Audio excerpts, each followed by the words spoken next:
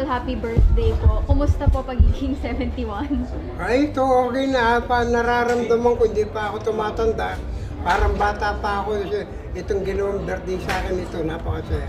Oo. Sir, gaano kalaki ba ito para sa iyo na may ganitong bilyara na tinayo para sa mga Maganda atleta? itong mga bilyara na linagay dito. Ito hindi lang para sa akin, kundi sa mga kapwa kong bilyarista rin.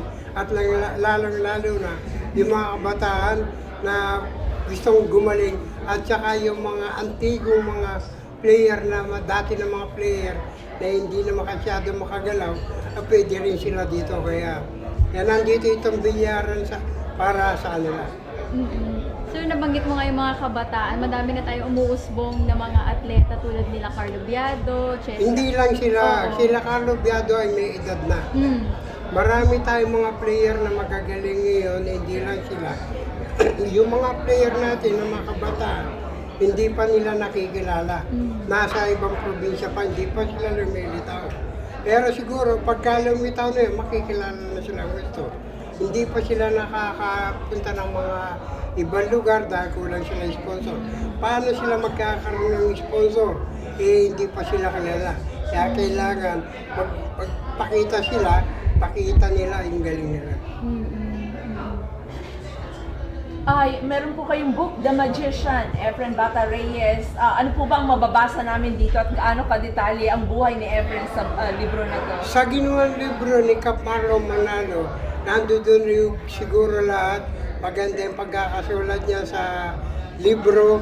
At yun, doon makikita lalo-lalo ng mga bilyarista na kung gusto pa nilang matuto ng konti, magbabasa lang sila ng The Magician, The Book of Magician.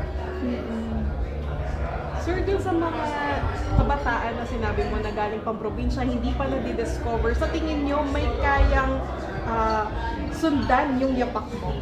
Pwede dahil bata pa sila eh. Ang pwede lang gumawa ng ganyan yung mga batang nanggaling sa mga edad na ganyan. Pero yung mga edad na mga iba, nasa 30 na, hindi nakakayanin. Ano ba advice niyo sila sa kanila, sir, para lalong gumaling at mas makilala nga sila? Mag-concentrate sila, mag-aral ng mabuti, pag walang bisyo, tulog kagad, walang puyatan, walang ginagawa masamang bisyo. Kailangan laging malakas ang katawan nila, malusog. Lalo-lalo na ang mata nila kailangan malinaw. Sir, at 71, ano po yung gusto niyo pang ma-achieve? Meron bang gustong matupad kayong pangarap? Wala na yung mga pangarap ko, hindi ko na kaya. Yung mga pangarap ko gusto magkaroon ng Olympic, hindi ko na kayang talunin yun. Tsaka may edad na, pero gusto ko pa rin na magkaroon ng Olympic para sa ating mga kabataan na ngayon lumusbong at gumagaling. Baka sila ang pumalit sa akin at maging Efren Bata rin. Oo. Sir, tinanong namin si Kap Manalo, sabi niya medyo matagal pa daw bago mapalitan ng Efren Bata bilang greatest of all Hindi time. natin masasabi dahil marami ng bata ngayon magagaling. Sir, nung nagsisimula kayo, naisip nyo ba na ganito kalayo yung Wala. sabi niyo? Wala ko naisip dati na ganito na magiging bilyarista ako. Ang alam ko lang, nandito, laro lang, money game lang, doon kikita, pero hindi ko alam na magiging sport itong bilyar. Dahil dati, nabadodos por dos ako, pinapalo ko pag nakita ako sa bilyaran. Oo. Sir, so yung pangarap niyo kanina na makarating na Olympics, hopefully may ibang Pinoy na makatupad nun. Pwede, marami sa atin na magagaling at saka mahilig sa bilyar ang mga taga rito sa atin. At sana, para makilala sila ng gusto, kailangan dalhin nila ang bayan natin. Sir, tingin niyo po ba mas maganda na yung suporta ngayon sa mga billiard players? Marami na sumusuporta ngayon. Ang gobyerno ngayon sinusuporta ng mga player natin.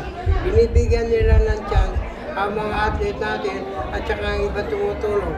Pero hindi lahat ng athlete kailangan nilang tulong at suporta ng gobyerno dahil may sponsor naman. Kasi kaya naman nila yung gastos na ngayon. Tapos kukuha pa sila ng suporta nung gagaling sa ating gobyerno. Hindi maganda yun. Kung wala silang sponsor, pwede silang lumapit sa mga gobyerno natin at yung tutulungan sila dahil nangyari na rin sa akin yung gano'n. Maraming tumutulong. May suggestion po na sana bigyan pa kayo ng pagkilala, mataas na pagkilala lalo na ng national government para bang national artist. Gusto niyo rin po ba yon? Hindi ko kaya dahil di ko kaya maging boss. dahil matakotin ako. Pero yung pong parang mailuklok na national artist gaya ng pagkilala sa mga ibang nasa iba-ibang larangan. Gusto niyo po? Hindi. Ayaw niyo po. Hindi. May boss ako para dyan. Sir, maraming humahanga sa'yo kasi hanggang ngayon, humble ka pa rin. Maraming humahanga sa humility mo. Ano yung masasabi mo sa mga Pinoy athletes na parang lumalaki na yung ulo? Hindi natin alam yan. Lumalaki yung ulo nila dahil alam nila magaling sila. Kaya ganun sila. Pwede nilang ipagyabang ang galing nila dahil pinakikita naman eh. Unless pag hindi mo sinabi, paano ka gagaling kung hindi ka magiging ano ba yun? Mayabang o gano'n. Ang pinagyayabang nila yung galing nila. Sir, last na lang po, nabanggit nyo na may suporta naman na, pero ano po yung kailangan para talagang mas matulak at mas makilala ang mga Pinoy player na pool? Para mabigyan ka at suporta ng mga gobyerno, talaga makikilala ka na ikaw ay isang athlete talaga. Pakita mo sa kanila muna na nagkaroon ka ng ebidensya para makilala ka at masuporta ka. Okay. Salamat po.